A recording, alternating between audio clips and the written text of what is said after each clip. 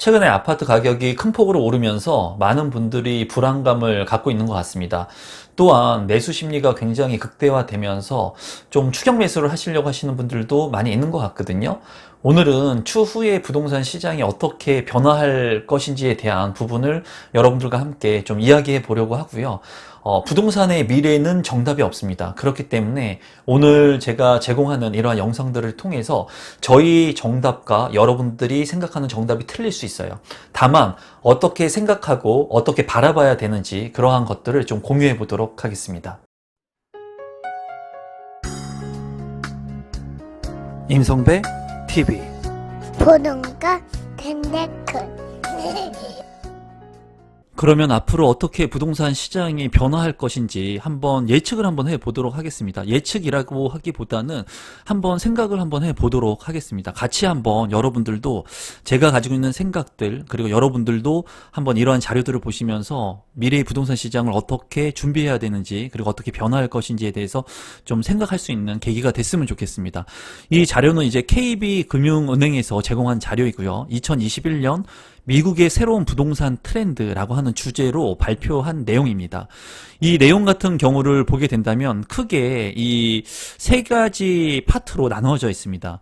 이 세 가지 파트가 어떠한 부분이냐면 코로나19 이후 미국 부동산 시장, 그래서 코로나19 이후의 부동산 시장이 지금 어떻게 변화하고 있는지 그러한 부분들을 이제 KB금융지주 경영연구소에서 제공하고 있고요. 그리고 주목해야 할 7가지 부동산 시장의 변화, 지금 현재 부동산 시장이 굉장히 다른 시장으로 변화하고 있습니다. 저도 이제 2003년부터 이제 23살 때부터 제가 공인중개사 자격증 하면서 따고 그 부동산을 하면서 20년 동안 많은 그런 투자와 사업들을 했는데 지금 현재 이 코로나19로 인해 가지고 부동산의 트렌드가 변화하고 있고, 그리고 주목해야 될 부동산의 시장 자체가 전혀 예측하지 못하는 그런 시장들도 형성이 되고 있다는 거예요. 그래서 주목해야 할 7가지 부동산 시장 변화에 대한 부분을 좀 여러분들한테 말씀드려 보고 싶고, 이제 마지막으로는 2021년 상업용 부동산의 유형별 전망인데 이 부분은 뭐 간단히 한번 보도록 하겠습니다. 그래서 제가 오늘 여러분들한테 말씀드리고 싶은 것은 지금 현재의 부동산 시장, 지금 현재의 부동산 시장에 대해서 잘 대응을 해야 되고, 그리고 미래의 부동산 시장을 우리가 예측할 수 있는 겁니다. 이런 자료들을 통해서, 그리고 미국의 부동산 시장을 보면서, 그리고 지금 현재 주목해야 될 7가지 부동산 시장들을 보면서 내가 어떤 것들을 준비를 하고 어떤 것들을 투자해야 될지, 그러한 생각의 틀을 좀 벗어날 수 있는 계기가 됐으면 좋겠고요. 제가 항상 여러분들한테 말씀드리고 싶은 것은, 저는 여러분들한테 정답을 알려드리는 사람이 아닙니다. 저 역시도 미래의 정답을 알 수가 없어요. 그렇기 때문에 같이 공부하고 이러한 자료들을 공유하면서 여러분들도 오늘 짧은 영상이지만 이 영상을 구독자분들께서는 끝까지 보시면서 앞으로의 부동산 시장이 어떻게 될 것인지 한번 스스로 생각할 수 있는 그러한 계기가 될 수 있었으면 좋겠습니다. 이 자료는 제가 운영하는 네이버 카페에 올려놓도록 할 테니까 필요하신 분들은 출력을 해가지고 보시면 좋을 것 같습니다. 요약분에 대해서 한번 간단히만 살펴보면은, 이제 지난해 코로나19를 겪으면서 미국 부동산 시장은 다각도로 변신 중이다. 이거는 우리나라도 마찬가지죠. 우리나라도 옛날하고 이제 틀리게 상업에 대한, 상업시설에 대한 부분들, 그리고 상가를 가지고 있는 분들이 굉장히 안정적인 수익을 만들어냈습니다. 그리고 저 역시도 상가 컨설팅에 입문을 하면서 상가에 대한 믿음이 있었어요. 그런데 이 코로나19를 겪으면서 지금 현재 자영업자분들이 굉장히 힘들지 않습니까? 저희 그 어머니께서도 자영업을 하고 계신데, 조그마한 가게를 운영하고 계신데 굉장히 어려움을 많이 현재 겪고 계세요. 그렇기 때문에 저도 일선에서 그러한 모습들을 보면서 굉장히 안타까운데, 부동산 시장은 생물처럼 항상 변동합니다. 더욱이나 상가라든가 상권의 흐름 같은 경우에는 주택과 틀리기 때문에 상권 자체가 이제 이동을 합니다.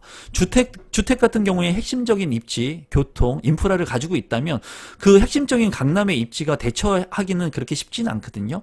하지만 상가 같은 경우에는 새로운 상가가 형성이 된다거나 새로운 신도시가 형성되게 되면은 이 상권의 흐름이 이동을 합니다. 그래서 지금 현재 이러한 그 상가, 오피스 이런 부분에 있어서 그 부동산 시장이 다각도로 이제 변신을 하고 있는 중이고, 그리고 주택에 대한 부분들도 이제 많이 흐름세가 전환되고 있는 그런 과정 속에 있거든요. 그런 부분들을 이제 한번 좀 살펴보도록 하겠고, 코로나19 이후에 미국 부동산 시장의 오피스 주택, 시장뿐만 아니라 도시 환경, 건물의 안정성 등 다양한 측면에서 변화에 직면하고 있다. 그래서 여기에 자료를 이제 보면은 이러한 부분들을 얘기하고 있습니다. 오피스에 대한 부분들, 주택, 그리고 리테일, 물류, 도시, 건물 이러한 부분들을 얘기를 하면서 변화하고 있는 그런 부분들, 그리고 어떤 부분들에 더 집중되고 있는지에 대한 자료들이 이제 나타내고 있는데, 그러한 부분들을 여러분들하고 간단히 한번 보고 제가 가지고 있는 생각, 그리고 이런 자료들을 보고 어떻게 생각하는지 제가 그런 부분들에 대해서 지금부터 말씀을 한번 드려보도록 하겠습니다.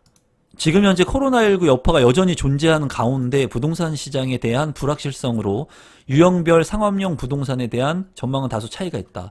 지금 미국과 우리나라는 다소 조금 차이가 있습니다. 그리고 우리나라 같은 경우에 이 영상을 지금 찍고 있는 시간이 7월 15일인데 지금 코로나의 확진자 수가 굉장히 큰 폭으로 늘어나고 있죠. 그리고 4단계로 격상을 하면서 지금 현재 자영업자분들이 굉장히 어려움을 겪고 있습니다. 그래서 여기에서 이제 상업용 부동산뿐만 아니라 이제 오피스 및 중요한 것은 이 세 번째 부분이라고 보시면 될 것 같아요. 두 번째와 세 번째 부분인데, 코로나19 이후에 교외 지역의 단독주택의 수요가 증가하고 있으나 경기 회복 후에도 수요가 지속될지는 지켜볼 필요가 있다. 그러니까 지금 이제 재택근무가 굉장히 활성화가 돼 있죠. 제가 청약의 시간이라고 하는 책을 쓰면서도 이제 그 편집자 분들하고 미팅을 하거나 이런 회의를 했는데 줌으로 다 회의를 했어요. 그러니까 만나서 이렇게 뭔가를 회의하고 미팅을 잡지가 않았고, 대다수의 지금 회의나 미팅 같은 경우에 줌을 통해 가지고 미팅을 합니다. 그러니까 지금 현재는 오피스 수요가 감소하고 재택근무의 호황으로 이제 교외 지역, 그러니까 단독주택의 수요가 늘어나고 있다는 겁니다. 이런 부분들은 이제 지금까지 부동산 시장의 틀을 완전히 깨고 있다고 보여집니다.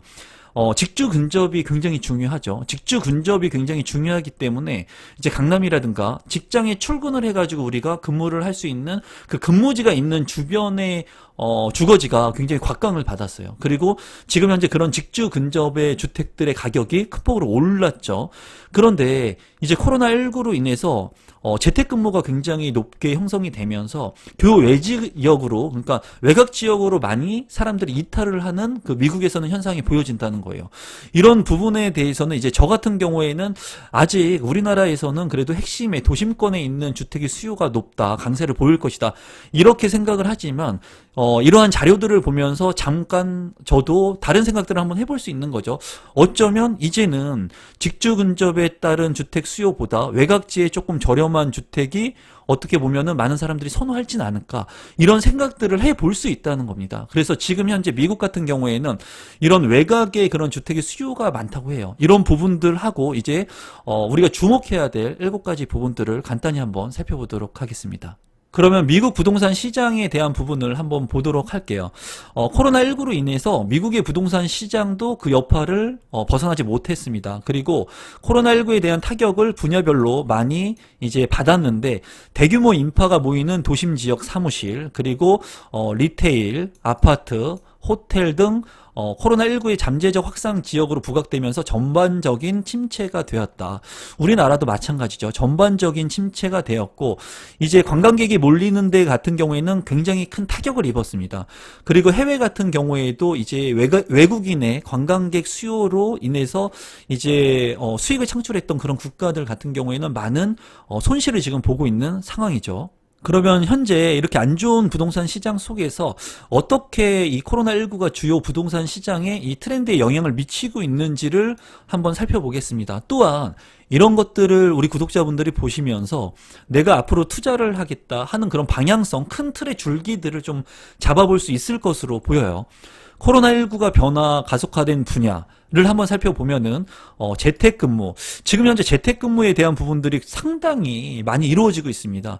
이제 제 주변의 지인분들도 재택근무를 하시는 분들이 점점점 늘어나고 있고, 그리고 교외로 이주하고 계신 분들도 덜어 있어요. 제 주변에서. 그러니까 지금 현재 아파트 가격이 큰 폭으로 올랐지 않습니까?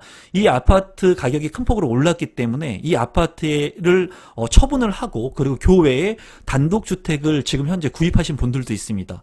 그리고 이제 오픈 공간, 리테일 부분의 혁신, 건물 관리 기술과 서비스 발달, 뭐 건물의 안정성, 그리고 저가 주택의 부족 물량 부족. 그래서 저가 주택의 가격도 지금 큰 폭으로 오르고 있는 상황이죠. 우리나라 같은 경우에는 지금 저가의 주택들의 대출의 규제 완화를 해주고 있죠. 그리고 고가 주택 같은 경우에는 대출이 아예 안 나오는 부분도 있죠. 그렇기 때문에 저가 주택의 아파트의 가격이 오름세를 보이고 있고, 많은 분들이 도심에서 많이 오른 이 주택의 수요를 내가 매입을 할 수가 없기 때문에 이제 저가의 주택들, 수도권 외곽의 주택들을 매입하고 있는 것으로 이제 보입니다. 이런 현상들이 코로나19를 통해서 이제 가속화되고, 미국도 이런 부분에 변화가 지금 있는 것으로 보입니다. 코로나19로 인해서 정체 또는 위축된 분야 같은 경우에 이 부분을 좀 잘 보시면 좋을 것 같은데, 도심 고밀도 지역의 매력이 감소했다는 거예요. 우리나라는 아직도 도심에 대한 부분들, 그리고 그런 강남에 대한 믿음, 서울에 대한 믿음이 큽니다. 저 역시도 그건 마찬가지예요. 그런데 지금 현재 이 코로나19 여파로 인해서 사람이 많이 모이는 곳에 갈 수 없는 현상이에요. 사람이 많이 모이는 곳에서 상권도 형성화가 되고, 투자도 활성화가 되고, 그리고 그런 지역들에 관심을 가지면서 그런 곳에 투자를 하고 수요층이 몰리면서 그런 지역들, 이런 고밀도 지역의 가격이 올라갔는데, 지금 미국 같은 경우에는 고밀도의 지역 매력에 감소하고 있다는 거죠. 그러니까 고밀도 지역의 매력이 감소하면서 이제 교외 지역으로 이탈하는 현상들이 보이고 있다고 합니다. 그럼 우리가 현재 주목해야 할 7가지 부동산 시장 변화에 따라서 어떤 생각을 해야 되는지 한번 생각을 같이 공유해 보도록 하겠습니다. 우선 첫 번째 같은 경우에는 재택근무 확산으로 인해서 오피스 시장의 변화가 이루어지고 있다는 거예요. 이제 재택근무에 대한 부분을 제가 말씀을 많이 드리고 있죠. 그리고 지금 이제 아파트의 설계 자체가 재택근무를 통해서 오피스화 시키는 그런 아파트의 설계들이 추가되고 있습니다. 그러니까 주택에 오피스 개념의 방을 하나 더, 알파룸을 이제 형성하는 그런 부분들이 플러스 알파의 공간으로 형성되고 있다는 거예요. 그리고 지금 현재 줌이라든가 이러한 온라인 회의 그 플랫폼을 광범위하게 사용하면서 재택근무가 확산되고 있고, 고소득자 중심으로 재택근무 비율이 월등히 높게 나타나고 있다고 합니다.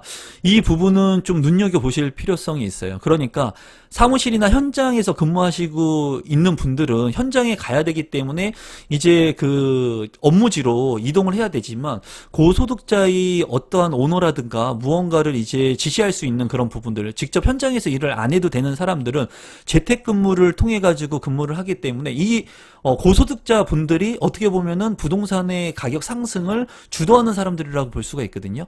근데 이런 사람들이 직주 근접에 있는 그런 주택들을 선택하지 않고 외곽지, 교외 지역으로 만약에 이동하게 된다면 이 서울 도심권에 있는 그런 주택의 가격들이 빠질 수 있는 개연성은 있습니다. 물론 이것은 미국에 대한 자료이기 때문에 우리나라하고는 조금 이제 상이될 수 있어요. 하지만 폭넓게 이런 부분을 좀 생각해 볼 수 있다는 겁니다.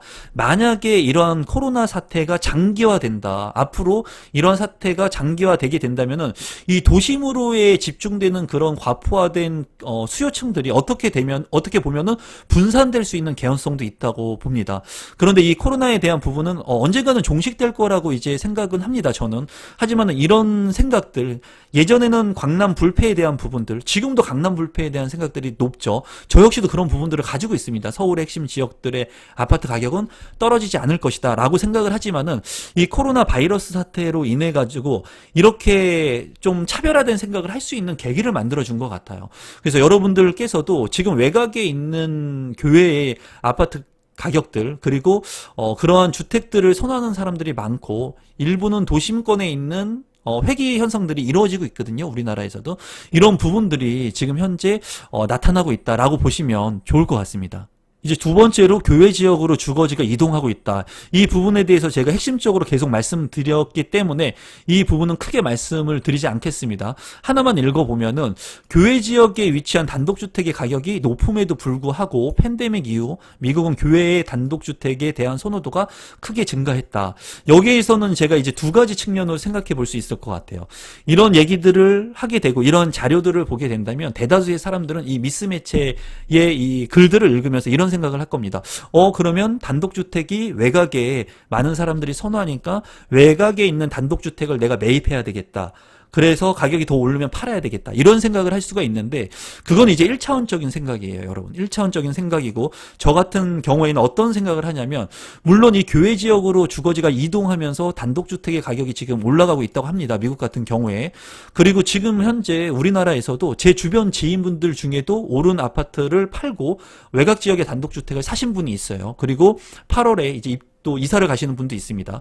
그런데 제가 여기에서 생각하는 부분은 뭐냐면 외곽 지역의 단독주택을 가지고 계셨던 분들, 반대로 역으로 생각한다면 외곽지에 팔리지 않았던 단독주택을 가지고 계시는 분들한테는 이러한 자료가 어떻게 보면은 외곽에 있는 단독주택을 팔 수 있는, 환가 처분할 수 있는 기회가 될 수 있다라는 거예요.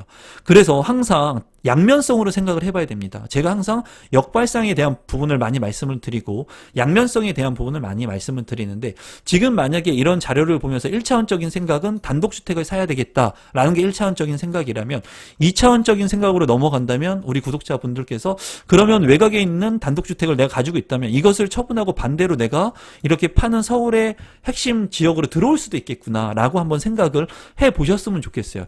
이게 어떤 게 답이 될지는 모르는 거예요. 저는 임성배라고 하는 사람은 이 자료를 보면서 단순히 단독주택이 가격이 올라가니까 외곽의 단독주택을 사야 되겠구나라고 그냥 생각을 끝마치지 않는다는 거예요. 두 번째 양면성에 대한 생각을 해본다는 거죠. 여러분들도 그런 생각을 한번 해보시면 좋을 것 같습니다. 세 번째로 저가 주택의 물량이 부족하다는 겁니다. 코로나19로 많은 저소득층 근무자가 직장을 잃으면서 현재 임대료도 납부하기 어려운 것이 현실입니다. 그리고 지금 현재 우리나라에서도 4단계로 격상이 되면서 어려움에 처한 분들이 굉장히 많아요. 그렇기 때문에 이 분들이 이제 핵심 지역에 있던 주거지를 이탈해가지고 뭐 전세 가격도 많이 올랐기 때문에 외곽지로 자꾸 이탈하는 그런 현상들이 생기고 있고 여러분들도 기사에서 서울을 이탈하는 그런 사람들이 많이 생긴다는 것들 그리고 수도권의 핵심 지역에서 외곽 지역으로 주거지를 이탈하는 분들이 많이 생기고 있다는 그런 기사들을 많이 보셨을 겁니다. 근데 역시나 미국에서 이런 현상들이 지금 현재 이루어지고 있다는 거예요. 그렇기 때문에 우리나라 같은 경우에는 그 외곽에 있는 아파트, 중저가의 아파트 같은 경우에는 대출 규제의 완화도 더 되어 있죠. 무주택 서민 같은 경우에. 그렇기 때문에 어떻게 보면 이 외곽 지역의 부동산 가격이 좀 더 오르는 현상도 지금 현재 보여지고 있는 것 같습니다. 그리고 보면은 리테일 부동산의 침체 확대 이 부분은 이제 오프라인의 시장이 침체화되고 있다는 거예요. 그래서 제가 예전에 코로나19가 이제 시작이 되고 나서 많은 분들한테 제가 가지고 있는 생각을 어떻게 공유를 했냐면 그때도 역발상으로 생각을 해서 상가의 침체기가 오고 있고 이제 자영업자들의 매출이 많이 떨어지고 하니까는 상가들의 매물들이 많이 나오게 될 것이고 이러한 부분들의 상가들을 싸게 매입할 수 있다면 그래 핵심 지역의 그런 상가들을 내가 경매나 다른 수단을 통해 가지고 매입할 수 있다면 이 코로나라고 하는 것이 종식되거나 없어지게 됐을 때 정상화가 됐을 때는 큰 수익을 남길 수 있을 거라고 말씀을 드린 적이 있습니다. 그와 같이 지금 현재는 오프라인 시장이 굉장히 침체화되고 있는 시장이고 그리고 온라인 시장들이 활성화되고 있죠. 저희 집 같은 경우에도 무언가를 이제 그 오프라인 시장에 가가지고 무언가를 사는 게 아니라 될 수 있으면은 온라인 쇼핑을 통해 가지고 다 주문을 한다는 거예요. 그게 편하기도 하고 그리고 바이러스 사태를 예방하는 거기도 하기 때문이죠. 그래서 이렇게 오프라인 시장 말고 온라인 시장으로 변화하면서 이제 부동산의 트렌드가 어떻게 변화할지 생각해 볼 필요성이 있고 최근에는 이제 상가 같은 경우에도 무인 시스템의 그런 상가들이 굉장히 많이 늘어나고 있는 시점이에요. 밀키트라고 해가지고 이제 음식을 간단히 해 먹을 수 있는 조리할 수 있는 그런 부분들 그리고 마트 같은 경우에도 무인으로 할 수 있는 그런 마트들 이런 것들이 지금 가속화되면서 이제 인건비를 들이지 않고 수익을 창출할 수 있는 그런 사업의 구도들이 많이 생기고 있거든요. 시장 흐름에 따라서 그러한 것들도 한번 관심을 갖고 본다면은 내가 사업을 좀 확장하는데 좀 도움이 될 것으로 보입니다. 같은 선상에서 본다면 물류 및 산업용 부동산 시장의 성장 가속화, 이러한 물류를 쌓아놓을 수 있는 공장들이 아마 있어야겠죠. 물류센터라든가 공급망 등이 있어야 됩니다. 그렇기 때문에 지금 현재 온라인 쇼핑을 통해 가지고 많은 거래가 이루어지고 있기 때문에 어떻게 보면은 투자를 할 때 이런 공장 부지 같은 것들을 내가 저렴하게 매입을 한 다음에 공장 부지로 활용을 한다면 수익성을 창출할 수 있을 거라고 보여져요. 예를 든다면 소음이 많이 심한 무슨 도로 주변에 토지 같은 경우에는 주거지로 사용할 수가 없겠죠. 또는 전철이 막 다니는 시끄러운 그런 소음이 많이 있는 곳들, 그리고 뭐 가축이나 이런 것들을 키워가지고 냄새가 많이 나는 곳들, 이런 곳들은 주거지로 그 대체제로 사용하기가 쉽지가 않습니다. 그런 버려진 땅들 또는 그런 상품 가치가 없는 토지들을 만약에 매입을 해가지고 창고로 활용할 수 있다면, 이런 물량들을 적시할 수 있는 물류센터의 임대용으로 활용을 하게 된다면 이런 부동산의 틀을 지금 현재의 트렌드의 틀을 활용해가지고 수익을 날 수 있는 그런 수익형 부동산으로 둔갑시킬 수 있을 것 같다는 생각을 합니다. 그리고 계속해서 이 자료에서 보면은 교외 지역으로 인구 이동이 증가하고 재택근무 확산에 따른 부분들을 굉장히 집중적으로 얘기하고 있고, 인구가 이제 대도시 성장률을 둔화시킨다는 내용들이 있거든요. 이 부분들을 제가 생각해 보면은 이제 GTX에 대한 그 외곽 지역의 아파트 가격들이 굉장히 큰 폭으로 오르고 있죠. 도심에서 멀리 떨어진 겁니다. GTX가 이제 생기는 그 외곽 지역들 같은 경우에. 그런데 어떻게 보면은 인구가 그 도심 지역의 인구가 감소하고 외곽 지역으로 이동하면서 GTX 외곽에 있는 그런 아파트의 가격이 올라가는 것이 어떻게 보면 이러한 측면에서 보면은 조금 연결되는 퍼즐 같다는 그런 느낌이 들어요. 도심 같은 경우에 굳이 있지 않더라도 외곽에서 있어도 이제 업무를 할 수 있지만은 서울과 접근성이 가깝도록 만들어지는 GTX 주변의 외곽 지역에 있는 아파트의 가격을 지금 현재 많은 사람들이 선호하고, 그런 아파트의 가격이 굉장히 큰 폭으로 오르고 있거든요. 물론 여전히 저평가 지역들이 있습니다, 여러분. 외곽 지역이 저평가 그 지역들이 있어요. 이런 코로나19에 따른 외곽 지역의 확산들, 이런 것들을 봤을 때는 도심의 핵심적인 권역이 아닌 외곽 지역에 그래도 저평가된 지역의 GTX를 이용할 수 있는 지역이라면 향후에 주택가격이 큰 폭으로 오를 수 있는 여지가 있는 것 같아요. 지금 현재의 상황에서는 그렇습니다. 이러한 자료들을 토대로 본다면. 그리고 GTX 같은 경우에는 파급력이 굉장히 클 것으로 제 개인적으로는 예상을 하고 있기 때문에 여러분들께서 GTX 인근, 외곽 지역의 GTX 인근에 실거주를 하고 계신 분들이라면 그런 지역의 부동산들을 좀 눈여겨보시면 좋을 것 같고, 그런 곳의 분양 물량들 또는 이제 공공분양이나 또는 민간 분양의 물량들을 좀 눈여겨보시면 좋을 것 같다는 생각이 드네요. 마지막으로 건물 안정성에 대한 중요도 부상. 실내 공간에 머무는 시간이 늘면서 건물주들은 더 쾌적한 환경을 제공할 필요성이 증가함에 따라 건물 관리를 위해 새로운 기술과 서비스를 도입한다. 그래서 지금 부동산 같은 경우에도 이러한 관리 측면의 업체들, 이런 것들이 많이 생기고 있고, 그리고 그런 것들을 전문적으로 하는 그런 업체들이 이제 발전 가능성이 있는 것으로 보여집니다. 이 부분에 대한 것은 이제 뭐 사업적인 측면이기 때문에 제가 그렇게 깊게 다루진 않겠습니다. 마지막으로 2021년 상업용 부동산 유형별 전망만 간단히 보고 마무리하도록 하겠습니다. 코로나19에 따른 불확실성에도 불구하고 물류 및 산업용 부동산 시장은 투자자와 개발자의 강한 확신으로 전망이 밝다고 합니다. 그러니까 이 물류 쪽과 연관된 사업을 하시는 분들, 투자를 하시는 분들이라면 앞으로 이런 코로나나 바이러스 사태에도 안정적인 수익을 올릴 수 있다고 보여집니다. 다만 상업용 같은 경우에는 지금 현재 당분간 이 수익성을 많이 내기에는 어려운 것으로 보여져요. 그리고 지금 현재 핵심적인 상권들을 좀 둘러보면은 핵심적인 상권인데도 불구하고 공실로 있는 그런 상가들이 보이거든요. 정말 있을 수 없는 상가들이 공실로 있는 곳들도 있어요. 핵심적인 지역에 메인 그러한 그 상업 시설들이 있는 곳에 상가들 중에 공실로 있는 부분도 있거든요.